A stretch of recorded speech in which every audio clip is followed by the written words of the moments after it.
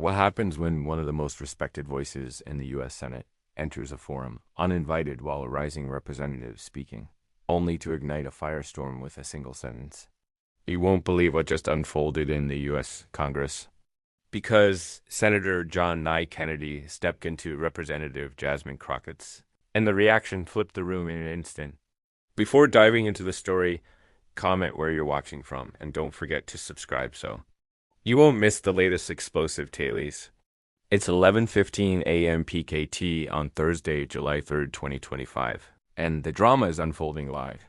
The K. Bailey Hutcherson Convention Center in Dallas pulsed with energy as the clock struck 10 a.m. CST on July 3rd, 2025. The sprawling hall, adorned with American flags and banners proclaiming justice for all, was brimming with a diverse throng activists, lawyers, students, retirees, and local voters all gathered for a pivotal forum on judicial reform. The air was thick with the aroma of freshly brewed coffee and the low hum of eager conversation, while stage lights cast a warm golden hue over the polished podium.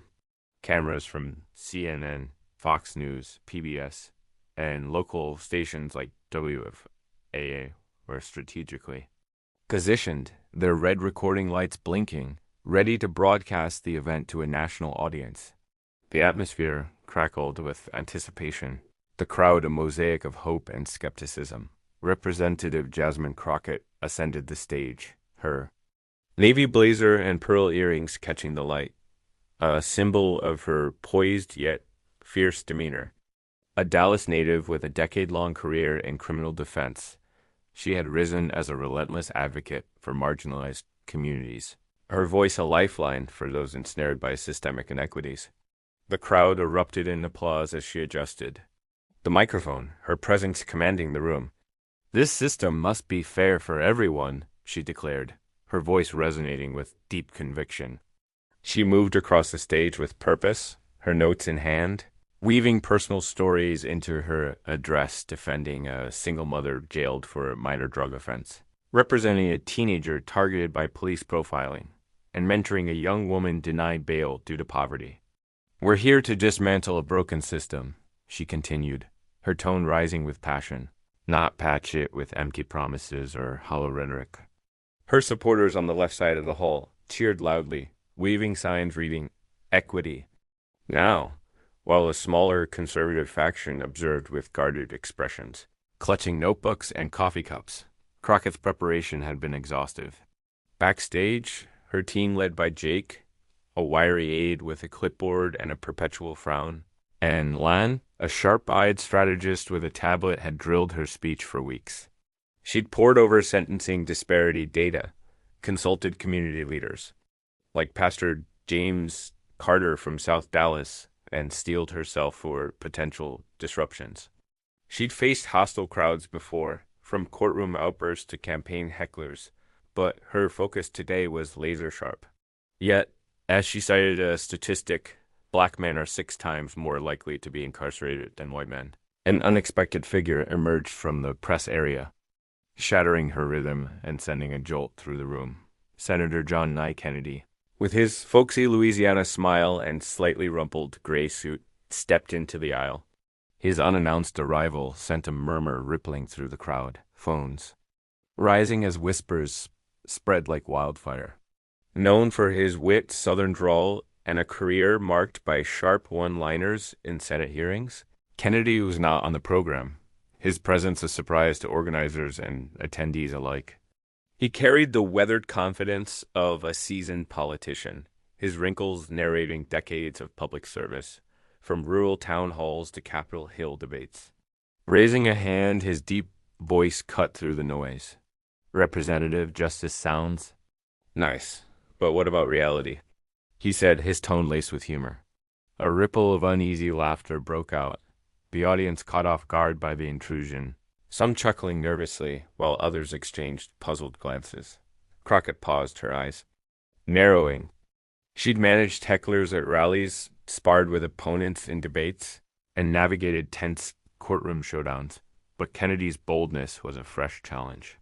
"Senator, you weren't invited," she said into the mic, her voice firm and unyielding. More laughter erupted, some supportive from the right, some derisive from the left. Kennedy remained unfazed, his twinkle-eyed mischief undeterred. "I just want to say one thing," he replied, his gaze steady. A voice from the back shouted, "Kick him out," while others countered, "Let him speak." The room teetered on the brink of chaos, the divide palpable as supporters and detractors clashed in a rising tide of voices. Crockett signaled security, her expression resolute. "Escort the senator out," she ordered calmly, her tone brooking. No argument. Two guards in sleek black suits advanced toward Kennedy, their polished shoes clicking against the floor. He stood with surprising composure, his gentle smile unwavering, as if he'd faced far tenser situations in his long career.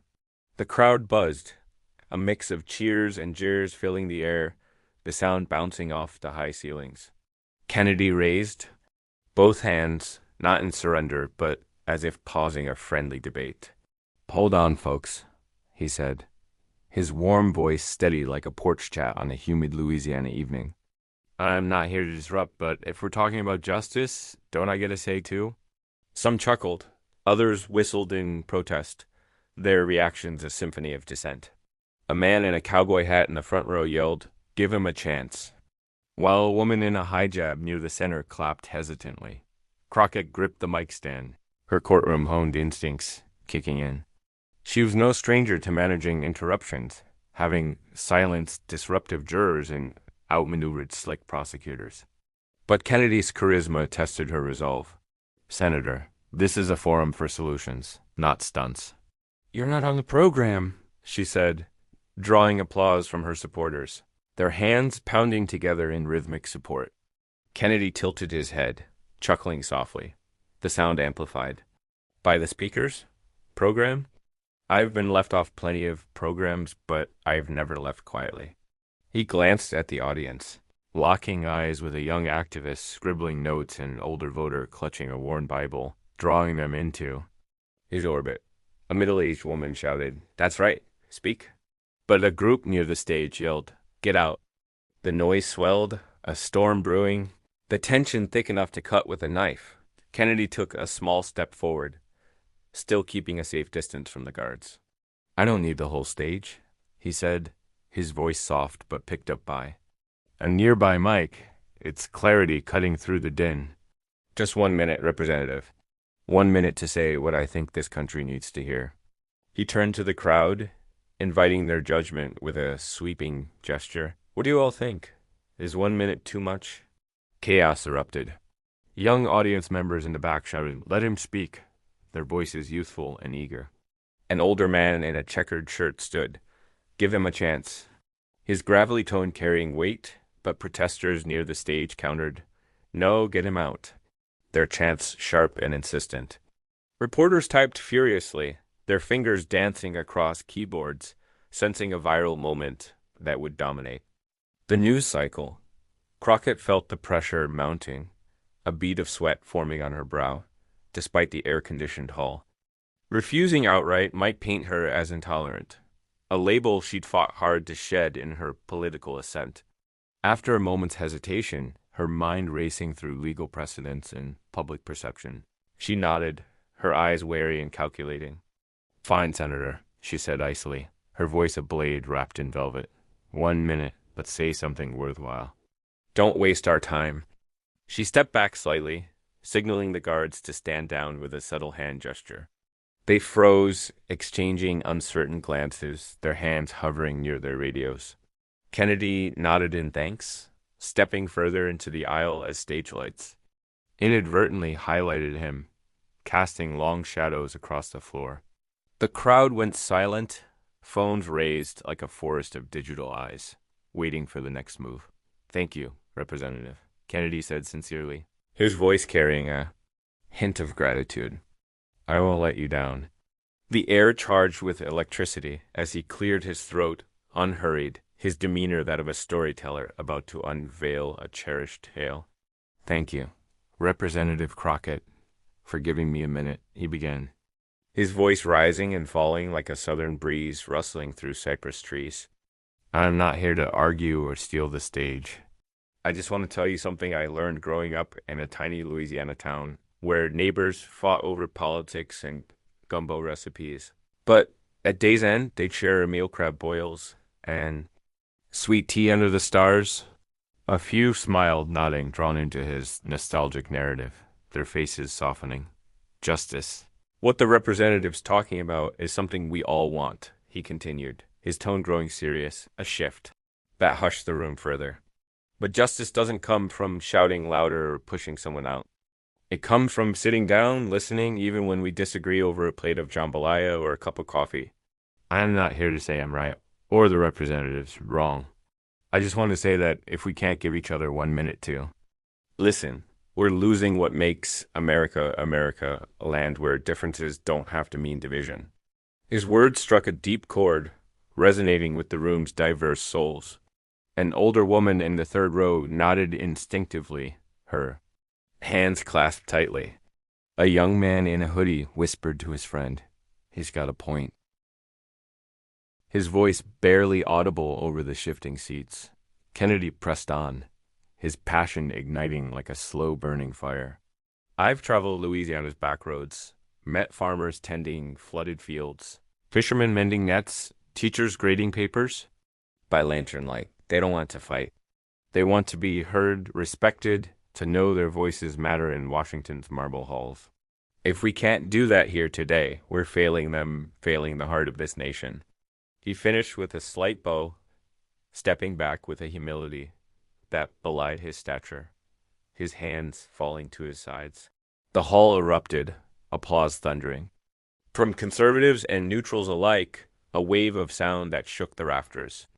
A silver-haired veteran stood, his voice booming. "That's right. Let's listen." A young woman in glasses turned to her friend, her tone surprised. "I don't support him, but he's right." The noise swelled, jeers from the left fading under the tide of Kennedy's charm. The room transformed by his words. Crockett, sensing the shift like a shifting courtroom momentum, stepped to the mic, her heels clicking with purpose.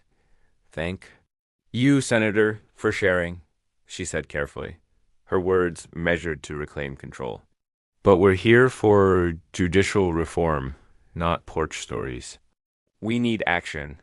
Not just words, concrete steps to address the 1.2 million incarcerated Americans, many of whom are Black or Latino, trapped by bias."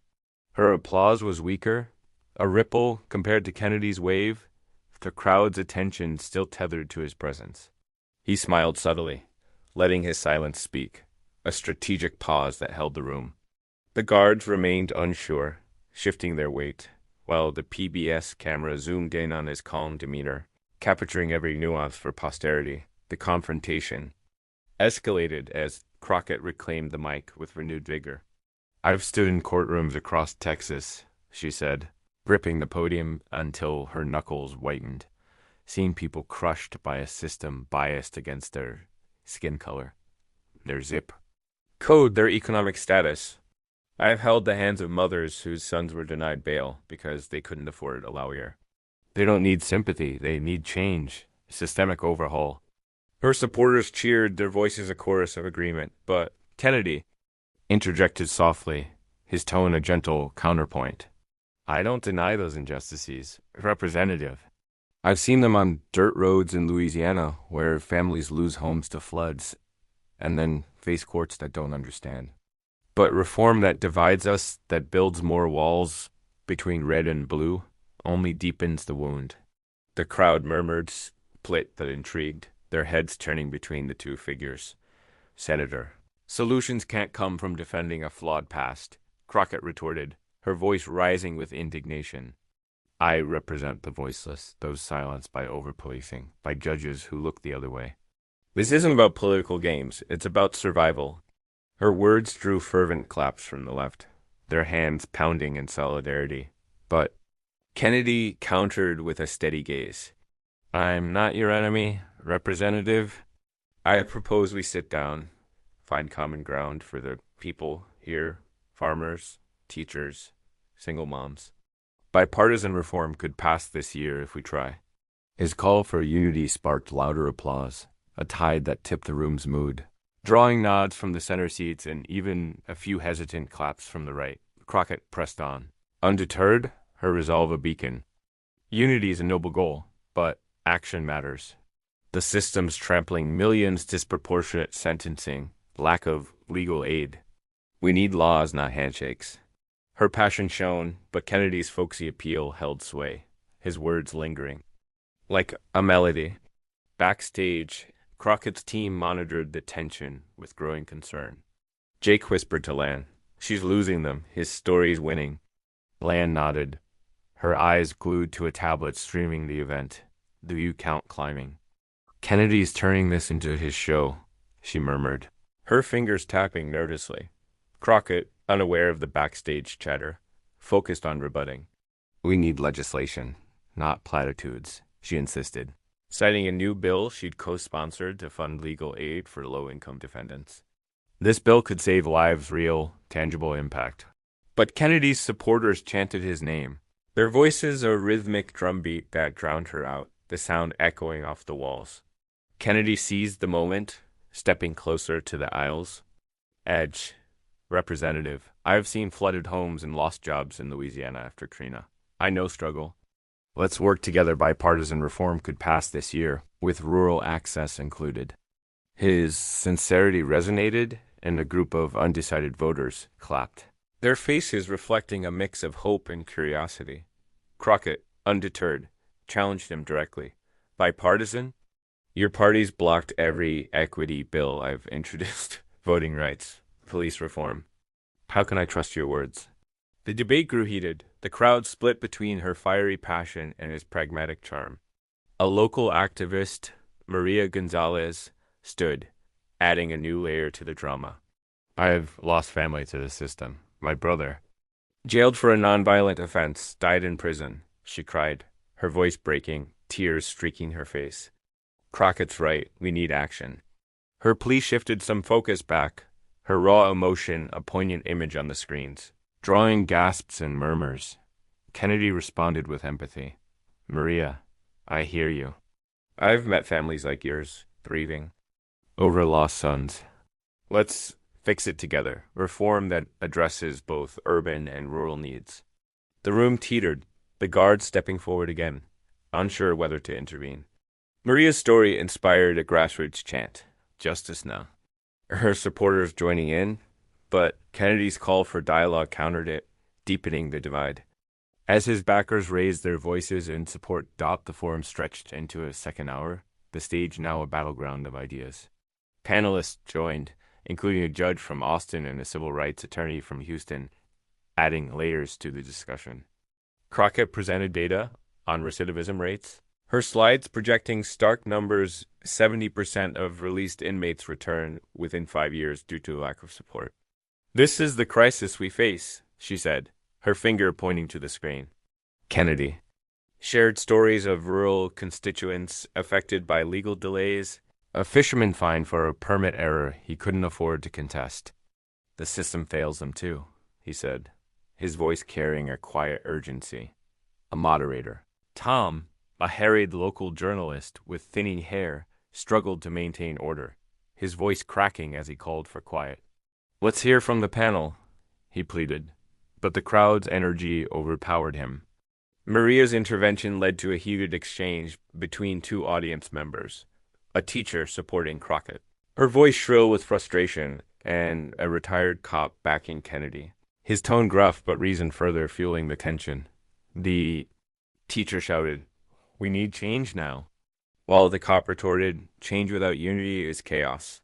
The exchange drew cheers and boos, the room a microcosm of national divides. Crockett leaned into her expertise, detailing her proposal to fund legal aid, her words precise. "This isn't theory, it's survival for families who can't afford a $500 bond." Kennedy nodded, adding, "I'd support that if we ensure rural access. 2 small towns need lawyers as much as cities." The crowd murmured, some nodding.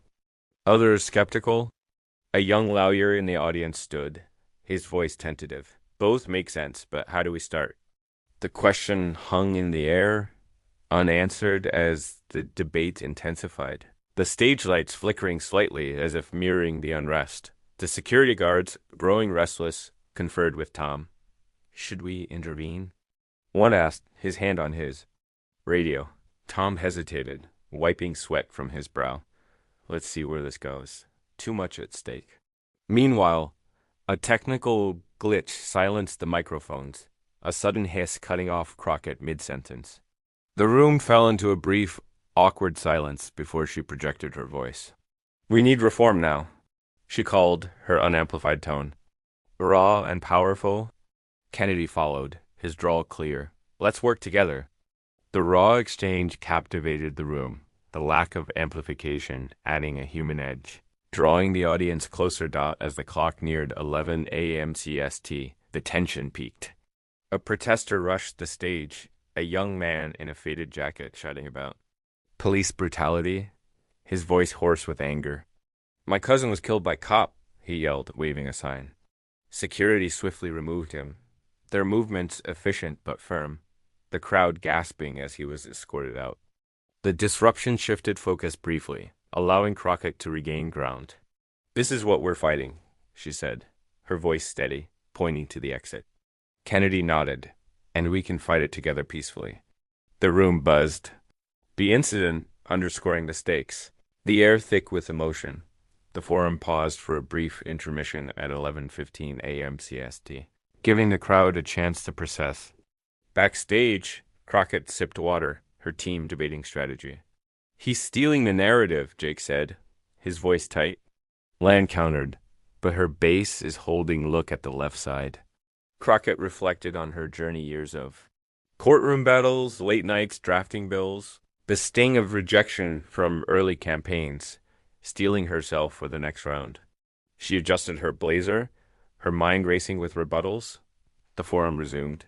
And a new panelist, Judge Ellen Ruiz from Austin, joined, offering a neutral perspective. Both sides have merit, she said, her gavel-like tone authoritative. But implementation is key funding, training, oversight. The discussion turned technical, with Crockett citing case law Gideon v. Wainwright and its unfulfilled promise of counsel, and Kennedy proposing funding models, drawing from Louisiana's post-Katrina recovery efforts. The crowd, now more engaged, asked questions, some supportive. Like a nurse asking about mental health in prisons, some critical, like a farmer questioning rural neglect, keeping the energy high. As the clock approached 11:30 a.m. CST. The tension peaked again. A second protester, an older woman with a walker, stood, her voice trembling. My grandson's in solitary, help him, she pleaded. The room fell silent, Crockett stepping forward. We'll get you support, she promised, her voice soft but firm. Kennedy added, I'll push for oversight. Let's act. The dual response drew applause, a rare moment of harmony. But the guards remained on edge, their radios crackling. The forum stretched to 12 p.m. CST, with audience members joining the debate. A teacher shared a story of a student expelled for a minor infraction, linking it to school-to-prison pipelines, while a veteran spoke of a friend denied VA benefits due to legal errors. Crockett responded with policy details, Kennedy with personal anecdotes, the exchange a dance of intellect and emotion. Tom, exhausted, called a final break, the crowd buzzing as they milled about, debating in clusters. Backstage, Crockett's team reviewed footage. He's trending, Lon said, showing a tweet with 50,000 likes. Jake urged, we need a counter-narrative. Crockett shook her head. I'm here for the people, not trends. Across the hall, Kennedy's advisor, Hung, briefed him. You're a sensation, Hung said, scrolling through comments. Kennedy shrugged. Just said what I felt. The forum concluded with Crockett outlining next steps, lobbying sessions, community forums, or voice resolute. But Kennedy's moment dominated the closing applause. His exit met with a crowd shaking his hand. You give us hope, an older man said, tears in his eyes. Crockett retreated backstage, her team buzzing. Jake urged, we need a statement. She shook her head. I'm here for the people, not media. Social media exploded. A clip of Kennedy's speech hit X at 11:45 a.m. PKT, racking up 100,000 views. Kennedy turns Dallas into a unity lesson, a post read, with comments praising his sincerity, a voice for all, and critiquing Crockett, too rigid. Her team posted a defense, highlighting her bill's impact, but Kennedy's video went viral on TikTok, hitting 500,000 likes with captions like "Southern Charm wins." News outlets ran headlines. Fox News hailed Kennedy. A unifier emerges. CNN noted his appeal. Charisma trumps policy. PBS called it a dialogue moment. Politics meets humanity. Crockett met community leaders that afternoon at a South Dallas church, telling parents, "I'm here for you, not the spotlight." A mother nodded, "You're our voice," hugging her child. Meanwhile, Kennedy declined a Fox News invite but gave a phone interview. "I just wanted people to talk," he said, his drawl warm, reinforcing his image as a unifier. A radio commentator noted, "Kennedy connected, but Crockett's flame endures, her work speaks louder." The clash highlighted dialogue's power. In a polarized era, urging Americans to listen and act. So, was Kennedy right to speak, or should Crockett have silenced him? Share your thoughts below and subscribe for more political showdowns, because in America, 1 minute can change everything.